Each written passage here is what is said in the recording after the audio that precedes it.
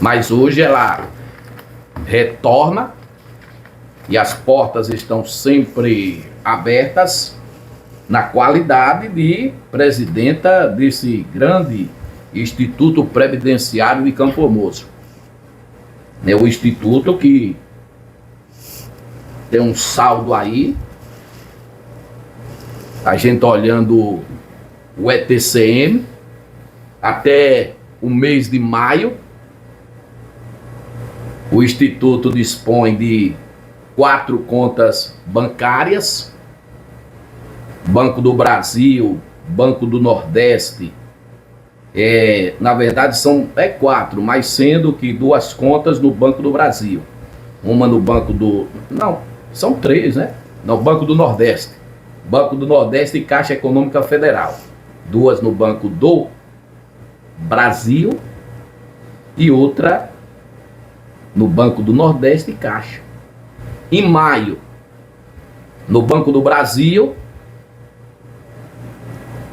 um saldo de 13.491.484 reais. No Banco do Nordeste do Brasil, 5.053.057 reais. No Banco de Brasília, né? Zerado, retificando, não são 2 contas do Banco do Brasil, e sim Banco do Brasil e Banco de Brasília, zerado. E na Caixa Econômica Federal, até maio, 85.061.724 reais, totalizando em maio 103.606.266 reais e 44 centavos. O Instituto Previdenciário de Campo Formoso, até o mês de maio de 2025 deste ano, tinha 85 pensão cível, um montante de R$ 233.660,59 a folha. Já aposentados, tem 539 aposentados, o que daí uma folha de R$ 3.523.291,48. Valores do mês de maio. Marilândia Alecrim dos Santos. Boa tarde, Marilândia. Tudo bem? Boa tarde, Ivan. Boa tarde a todos os ouvintes dessa rádio. Encosta mais um pouquinho. Tudo bem, graças a Deus. Aê! A última vez que a senhora esteve aqui foi como vereadora, né? Agora Isso. Vem como presidenta do Instituto. Já teve nessa função, nesse cargo de presidenta do Instituto, ou é a primeira vez? A senhora já teve do sindicato, não foi? Isso, é a primeira vez no Instituto. Certo. Agora, enquanto presidenta do sindicato lá atrás, hoje presidenta do Instituto Previdenciário de Campo Formoso, eu gostaria de ouvir uma avaliação da senhora, né? Senhora que sempre tem demonstrado ser uma defensora do trabalhador, com relação a essas reformas que fizeram aí, a reforma trabalhista e a reforma previdenciária. A senhora acha que essas reformas foram feitas e estão de fato beneficiando o trabalhador? Nenhuma das reformas vieram para beneficiar o trabalhador, veio para beneficiar primeiro os interesses da classe da elite dominante, depois os interesses de muitos congressistas. Inclusive nós fizemos muitos eventos, muitos atos públicos, muitas manifestações contra as 2 reformas, assim também como somos contra a reforma administrativa no modelo que está desenhado. Mas infelizmente cabe ressaltar que a reforma previdenciária ela foi solicitada pelos trabalhadores em um ato público muito grande, salvo me engano, em 19 de maio de 2019. O governo federal, no período, vendeu seu peixe, não apresentou os estudos técnicos que nós, enquanto sindicatos, solicitávamos, e a população, grande parte da população, se convenceu de que era aquilo e foi para as ruas pedir a reforma previdenciária. E essa reforma previdenciária, ela vem assim, retirando muitos benefícios dos trabalhadores, reduzindo, inclusive, seus ganhos e trazendo muitos transtornos. Em Campo Formoso, como a gente tem previdência própria, nós conseguimos, enquanto sindicato organizado, fazermos, na época eu estava na Câmara, então nós fizemos ali um meio de campo entre sindicato, entre Câmara e entre o Executivo para que pudéssemos ter menos danos. Inclusive, a nossa ficou em relação à federal e a do estado da Bahia, ficou com os danos mitigados. Não da forma que nós gostaríamos, mas como deu para fazer. A senhora acha que tem como reverter isso um dia? O presidente as conquistas foram com lutas, né? O povo brigando. E agora? O presidente que aí está, ele entrou apontando para esse discurso de revogar essas reformas. Mas a gente entende que o presidente por si só ele não consegue fazer tudo. Depende também da configuração do Congresso e da conjuntura nacional. E nós percebemos que, infelizmente, existe uma conjuntura hoje que não é propícia a isso, e aquele discurso que havia de revogação, de alteração, não se ouve mais. O que se ouve já são discursos, e não só se ouve, se vê também algumas ações nas quais já se propõe uma nova reforma ainda mais árdua do que a que está aí. Então nós estamos de olho, estamos acompanhando, e enquanto trabalhadores a gente entende que as reformas elas são necessárias, atualizações são necessárias, mas desde que seja feita com um debate entre a classe trabalhadora, que são os mais interessados, e entre o governo, para que haja divisão de responsabilidades e que cada um deles possa ceder, porque na reforma que nós vimos aí, o prejuízo foi apenas dos trabalhadores. Verdade. 13 horas mais 26 minutos, estamos recebendo aqui na Rádio Caraíba, no Jornal do Piemonte, a presidenta do Instituto Previdenciário de Campo Formoso, a senhora Marilene Alecrim. Recentemente, na Câmara de Vereadores, o vereador João Pedro, que é oposição, expôs o salário que o Instituto paga. A senhora recebe por estar exercendo a função de presidente. Naquele momento, mantivemos contato com a senhora sugeriu que seria mais importante a sua presença aqui na rádio. A gente ficou de agendar, mas foi assim que faleceu alguém, né, de sua família, e hoje, graças a Deus, a senhora está aqui para explicar. De fato, é super salário que a senhora recebe, segundo ele, passa de 16, 17 mil reais. É realmente esse valor? Se for super salário na concepção dele, eu lamento, porque enquanto trabalhadora sindicalista, a gente luta e muito para dar salários dignos a todos os trabalhadores. A questão do meu salário, não só do meu, mas como dos 4 diretores-presidentes que existem ali no IPCF, é porque na nossa legislação, no regime jurídico do município, há, no artigo 78, um dispositivo que diz que os funcionários comissionados são aqueles funcionários de carreira que estão exercendo um cargo público. O meu caso, por exemplo, e dos outros 3 diretores do IPCF, que é Delci, Maurício Melo e Iranilton. A senhora é funcionária do município? Isso, eu sou funcionária efetiva de carreira com mais de 22 anos de serviço. Então eu já estou praticamente no final de carreira, que a carreira de professor são 25 anos. Então, ao longo do tempo, a gente vem tendo um avanço prospectivo de gratificações. Adicional por tempo de serviço e avanço horizontal, que é a mudança de letra. Então, o nosso salário, a pretensão do plano de cargos e salário e isso não é só do município de Campo Formoso, isso é regra geral para todo o Brasil, é que você inicie com um salário e no final da carreira você tem ali anexado a ele, ao longo da sua carreira, toda a valorização derivada de estudo, de formação acadêmica e de todas as titularidades que você tem, de todos os avanços que você conquistou.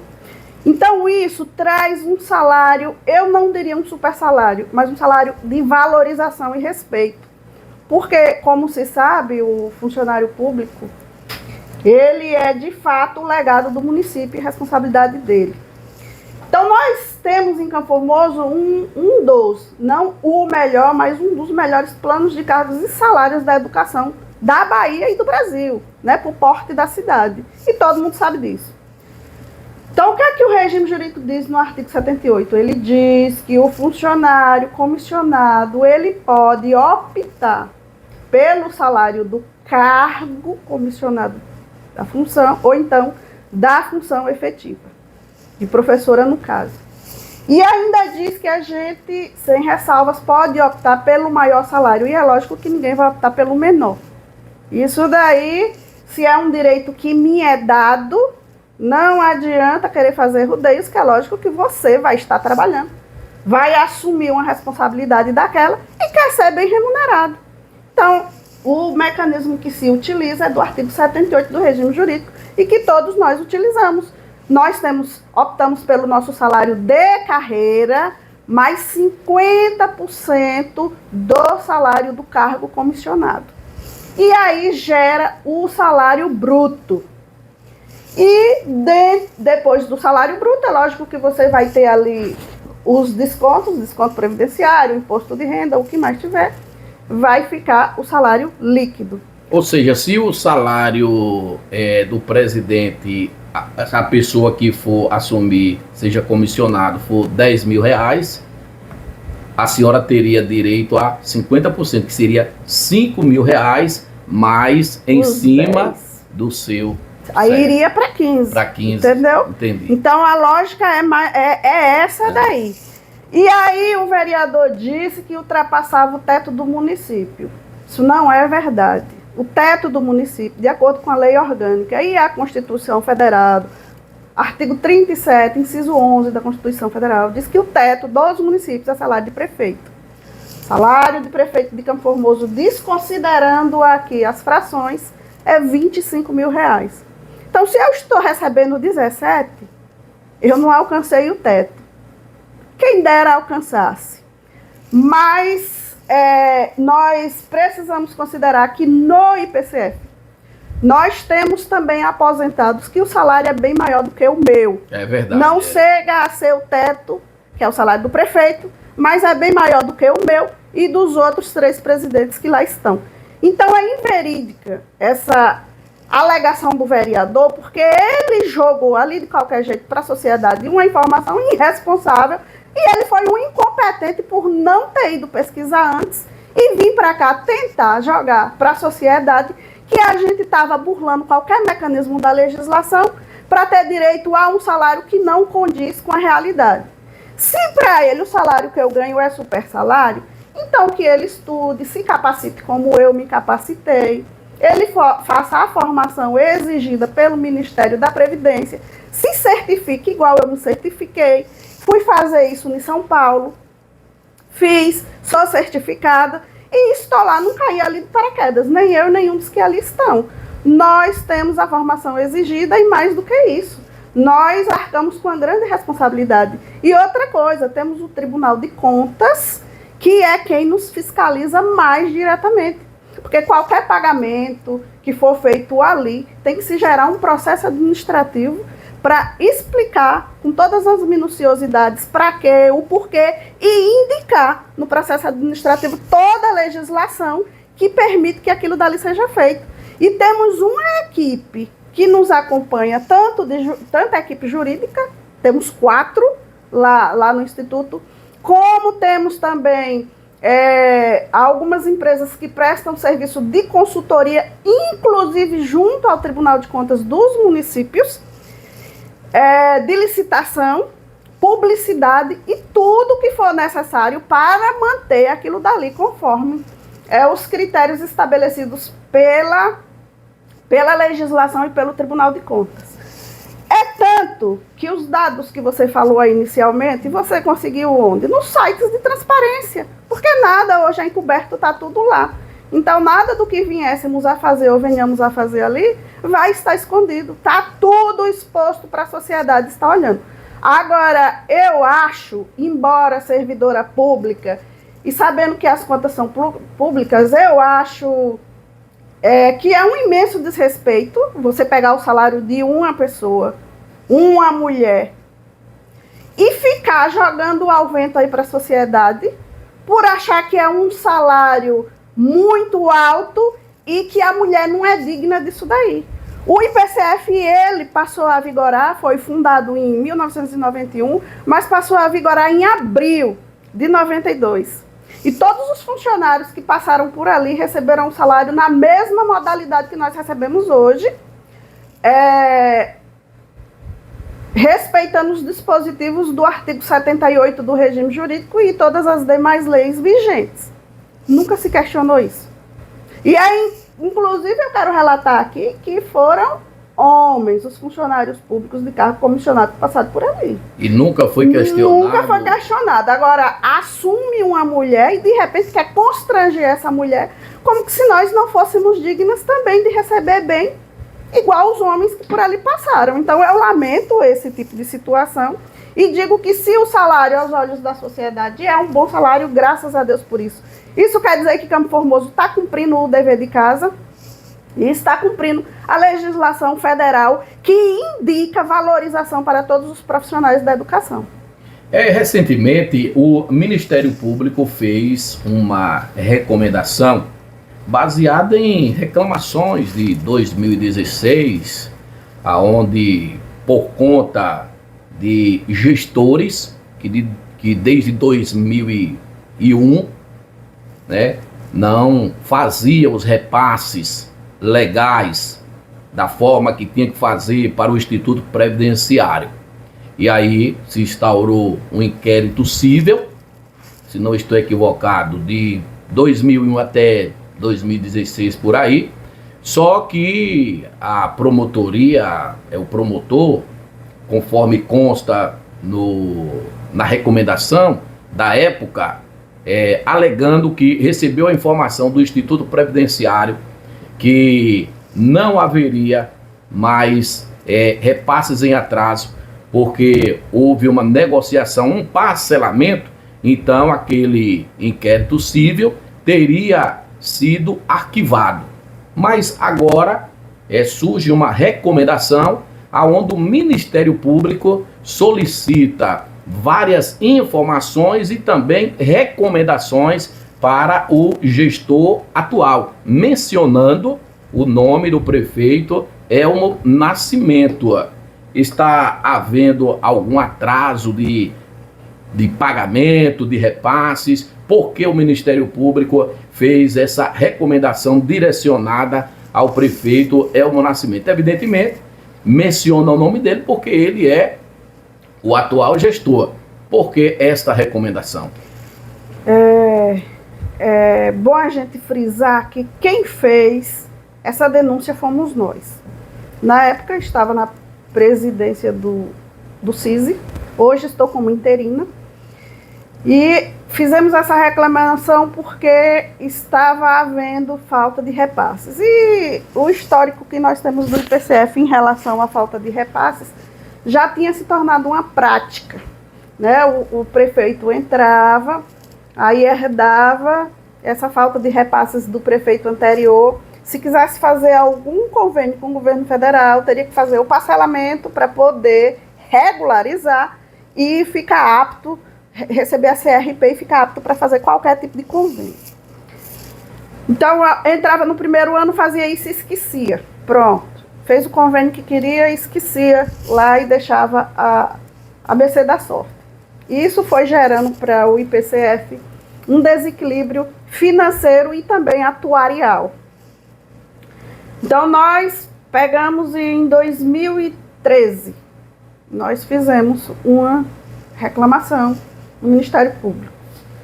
Em 2016, nós fizemos outra reclamação no Ministério Público. E em 2018, nós também fizemos outra reclamação no Ministério Público. E conclamamos também aos conselheiros que entrassem com ação judicial. Existe ela também, essa ação ela tramita, reclamando justamente essa situação. A priori, lá anterior a 2012, não existia nenhuma lei que desse segurança aos repasses de forma geral. Depois foi feita uma lei, passou a surgir uma lei que a falta de repasse da parte do trabalhador seria considerada apropriação indébita. Então a situação já foi melhorando. A parte do servidor a gente já não tinha mais esse problema, porque a apropriação indébita da cana. Depois disso, nós conseguimos um outro avanço, que foi uma legislação municipal, onde os parcelamentos feitos seriam sequestrados automaticamente do FPM. E isso não possibilitaria mais ao gestor deixar de repassar. E até hoje é assim feito. Sequestrado do FPM, os parcelamentos já feitos. E nós temos hoje, com a maior vulnerabilidade, só a parte patronal. Essa daí ainda está um pouco vulnerável, no entanto, hoje nós temos um conselho atuante, temos um sindicato, principalmente da educação, que é muito atuante e tem feito essas reclamações. A reclamação última que nós fizemos, 2018, nós não só fizemos para o Ministério Público, entendemos que ali tem recursos federais, porque a parte da educação vem do Fundeb e a parte da saúde vem do Fundo da Saúde. Então, são recursos federais, verbas carimbadas, e que o Ministério Público Federal poderia entrar também nessa situação para que pudéssemos juntos encontrar algum mecanismo que fizesse com que o município cumprisse as suas obrigações para que o Instituto não viesse a colapsar. E nós fizemos, então, essa denúncia. Ministério Público Estadual, Federal, Tribunal de Contas, CGU e na Receita Federal. O Tribunal de Contas foi o primeiro a se manifestar. Se manifesta agora o Ministério Público Estadual e, de fato, nessa manifestação está se tratando de débitos previdenciários pendentes de 2001 a 2016. Faz uma ressalvazinha que, caso haja alguma pendência agora, que também seja sanado. Então, o que é que acontece?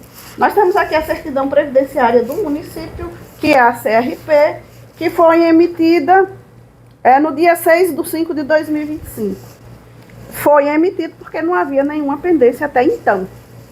Depois disso, houve algumas quedas de despesa e o prefeito nos chamou e comunicou, vai haver um atraso, mas nós vamos regularizar. E deu prazo. Eu disse, então, prefeito, vou cumprir os protocolos. Como é que se cumpre os protocolos? Você informa quem de direito, que são os conselhos administrativos e fiscais. E assim foi feito. E foi passado qual era a proposta do prefeito. E os conselhos entenderam que foi o prefeito quem regularizou. E qual foi a proposta do prefeito? Fazer a regularização no mês de outubro, quando as receitas, até o mês de outubro, quando as receitas estariam reagindo. Quando foi que ele informou que haveria esse atraso? Em julho.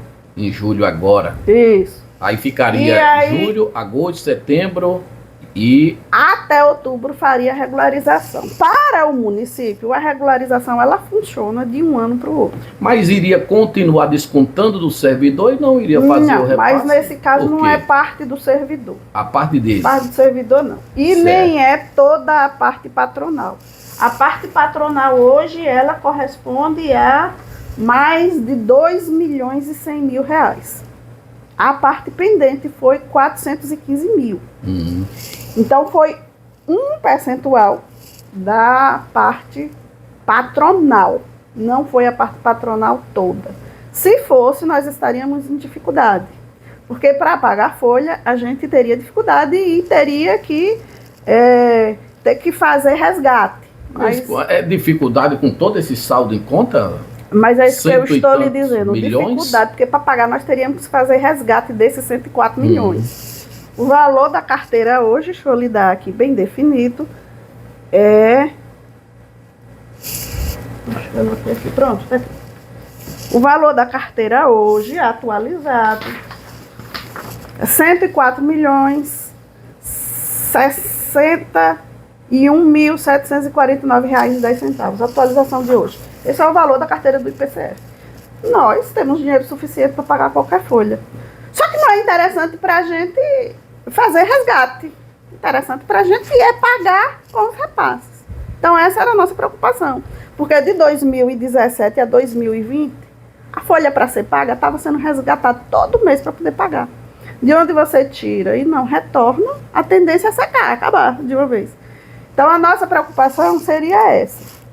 Como ele está funcionando hoje, com esse atraso que teve, não tem impedido o pagamento da folha. Não teve necessidade de resgatar. São essas as informações que então, o Ministério Público está solicitando para saber quais as providências justamente que o Instituto adotou. Isso. Mas aí os conselhos avaliaram essa situação e entenderam que seria bem mais seguro e bem mais rápido optar pela proposta do prefeito da regularização até outubro, e sem problemas.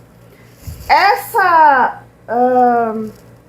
notificação que vem do Ministério Público e recomendação, ela estava se tratando especificamente desse período de 2001 a 2016, mas acaba estendendo um adendo caso houvesse alguma pendência.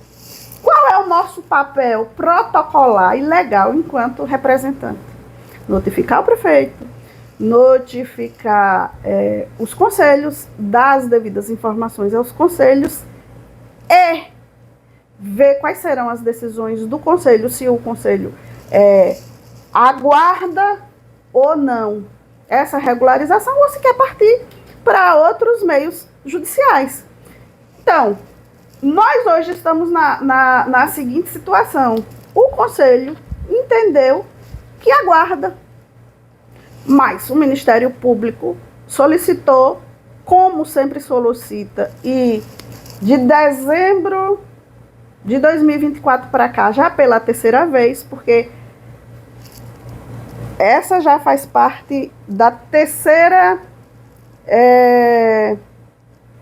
reclamação que a gente faz na Justiça, então já vem pela terceira vez, solicitando as informações atuais dos repasses, das possíveis faltas dele e também dos recursos em conta.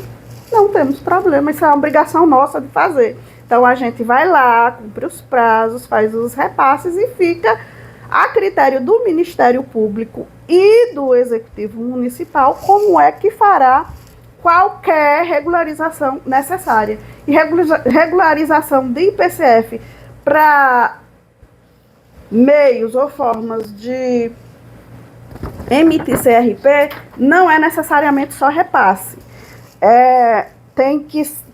A gente tem que provar se os conselhos estão funcionando regularmente e o comitê, né, o comitê de investimentos. Então, a gente precisa informar, apresentar os decretos das composições que precisam estar dentro dos critérios de legalidade, a funcionalidade regular, que é, no mínimo, uma reunião mensal. A gente precisa dar as informações de todas as transparências que são geradas para o Tribunal de Contas e também a gente precisa apresentar um certificado de formação específica exigida pelo Ministério. E tudo isso é lançado também para o Ministério da Previdência, né, através do sistema. Se não preencher todos os requisitos, isso aqui não é emitido. O município não tem. E o município precisa dessa CRP para fazer convênios, para fazer empréstimos e para receber emendas parlamentares. Então, é uma cadeia. Hoje, a legislação está composta de uma forma que começa a fechar o cerco para tentar impossibilitar que haja essas faltas de repasses desordenadas como estava acontecendo. O prefeito que está em Campo Formoso hoje, o prefeito Elmo, ele tem um sistema diferente, porque ele moralizou o Instituto de Previdência. O Instituto de Previdência, de 2025 para cá, de 2021 para cá, ele tem repasses de parcelamento, tem feito repasses de parcelamentos num valor de R$32.462.289,13. Repasses patronais mais do servidor, de 2021 até o exato momento, R$107.523.856,71. Um total de R$139.986.154,84. A folha em 2021 dos pensionistas era de R$94.428,07. Hoje, a folha dos pensionistas é de R$226.958,29. A folha de aposentados em 2021 era R$1.147.105,23. Hoje, em 2025, a folha corresponde a R$3.756.847,70. Se o prefeito não estivesse repassando os repasses todos, se não tivesse repassando, nós não pagaríamos. Não pagaria nada, é cadeia. E se nós não pagaríamos a folha? É obrigação. Agora você imagine, pagar, né? Nós temos uma carteira de 104 milhões, uma folha de 3.756.000. Por quanto tempo o Instituto sobreviveria? Não sobreviveria por mais de 2 anos. Então, hoje nós temos um Instituto equilibrado. Quando existe algum dispositivo, alguma situação adversa no município que impede que se faça o repasse total na época correta, que é o dia 10 de cada mês, o prefeito informa e apresenta as possibilidades e o prazo para fazer a regularização. Isso aconteceu durante 4 meses do ano passado, porque foi enviado um projeto de lei de redução de alíquota para a Câmara e houve uma divergência no entendimento das regras do Estatuto Interno da Casa em como se deu a votação. Então, o prefeito recorreu à Justiça e, enquanto recorria à Justiça, ficou 4 meses sem passar a parte patronal. E se comprometeu com o Conselho que regularizaria em outubro. Chegou o mês de outubro, foi regularizado o ano passado. Esse ano, né? Isso aconteceu ano passado e aconteceu esse ano de novo? Aconteceu o ano passado, sim, aconteceu o ano passado. O ano passado foi uma briga judicial para tentar chegar num consenso de alíquota. Eu pensava que ele informou que iria atrasar esse ano, mas isso já... O ano passado ocorreu devido a uma ação judicial. Porque se questionava a alíquota, né? O município havia mandado um projeto de lei com uma alíquota e a Câmara queria que fosse imposto uma alíquota maior. Mas o atraso do ano passado ele normalizou. Normalizou isso. Foram 4 meses de atraso da parte patronal e foi normalizada. E esse mês, em relação à queda de receitas, uma parte da parte patronal está em atraso e também já com o compromisso da regularização. Então, para o município, a falta de repasse se dá na virada de um ano para o outro. Se virar o ano e não houver a regularização do repasse, então houve, de fato, falta de repasse. Se tiver a regularização, porque o município, durante esse período, ele pode fazer aquela situação contábil interna que tem de alocamento de valores e se pagar esse débito. Tá ok. São 13 horas mais 52 minutos. Marilândia, muito obrigado por ter vindo. O Jornal do Piemonte sempre à disposição. Algo que a senhora queira acrescentar? Muito obrigado e um bom final de semana. Nós aqui agradecemos a oportunidade e queremos dizer, Ivan, e a todos os ouvintes, É uma responsabilidade dos meios de comunicação, da Câmara, estar passando as informações para a sociedade. A Câmara está fazendo a fiscalização necessária.